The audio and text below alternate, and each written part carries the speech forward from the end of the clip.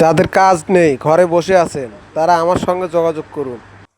একটি নতুন ফ্যাক্টরি চালু হয়েছে। এখানে প্রচুর লোক প্রয়োজন। অনেক লোক নেবে এখানে। যাদের কাজ নেই, যারা চাকরি করছেন, তারা আমার সঙ্গে যোগাযোগ করবেন। এখানে অনেক লোক প্রয়োজন। দেখুন, ফ্যাক্টরি শুধু কাজ আর কাজ, কিন্তু লোক নেই এখানে। অনেকে চাকরি পাচ্ছেন না, ঘরে বসে আছেন, তারা আমার সঙ্গে যোগাযোগ করুন।